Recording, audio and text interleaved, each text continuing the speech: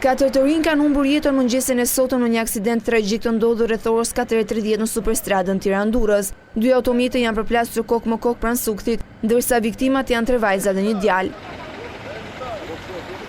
Është vendi pikërisht ku përplasën 2 automjete Benz sot mëngjes, duke shkaktuar një aksident fatal me 4 të vdekur. 3 femra që vinin nga Tirana në drejtim të Durrësit, ndërkohë një automjet që kishte hyrë në korsinë e gabuar pikërisht në këtë korsi, që vinte nga Durrësi në drejtim të Tiranës. 3 vajzat që humbën jetën ishin shoqe të ngushta dhe udhëtonin në të njëjtin mjet. Viktimat e këtij aksidenti janë Greta Sherifi nga Saranda, 23 vjeç, e cila drejtonte njërin nga mjetet, Ti Benz, dhe 2 shoqet e saj që ndodheshin në makinë me të, Izabela Balla, 33 vjeç, dhe Eluna Xhuti, 34 vjeç, banuese në Tiranë. Në aksidentin mbeti i vdekur dhe dashnor Delia Liasi, 36 vjeç nga Durrësi, që drejtonte mjetin tjetër, Ti Benz, me targa AA 979 GV. Sipas policisë, shkak për këtë aksident është bërë hyja në sensin e gabuar të mjetit me drejtues dashnor Delia Liasi, shpejtësia e madhe me të cilën ka qenë duke udhëtuar me mbi 150 km/h dhe mungesa e ndriçimit. Mësohet se 36 vjeçari ka udhëtuar në kaun e kundërt të rrugës, që nga ura e Dejlani dhe ka udhëtuar për mbi 15 km në sens të gabuar.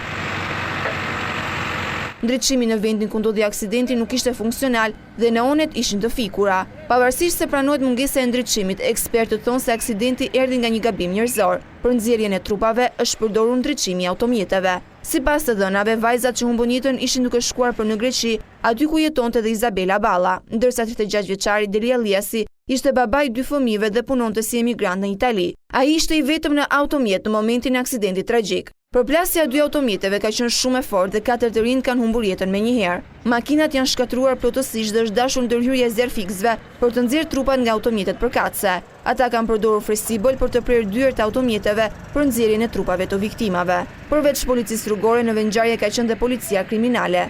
Ekspertët kanë marrë kampione nga gjaku i 36 vjeçarit për të parë nëse ka qenë në gjendje të dehur apo i treguar.